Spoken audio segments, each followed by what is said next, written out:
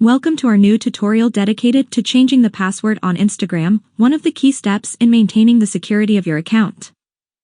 With an increasing number of users on this popular social network, it is important to regularly update your password to ensure that your account remains a private zone. In this step-by-step guide, we will teach you how to quickly and easily change your password on Instagram. Let's get started. First, open your Instagram application, then click on your profile. In the top right corner, click on the three horizontal lines. Then, select the Settings and Privacy option. Once you've done that, click on your Meta Account Center.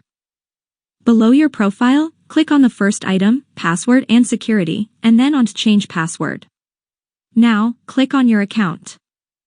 This is the final step. In the first column, enter your current password. In the second column, type your new password, and then in the third column, repeat your new password. I hope this video has been helpful for you. If it has, please like the video and subscribe to the channel. Until the next video, goodbye.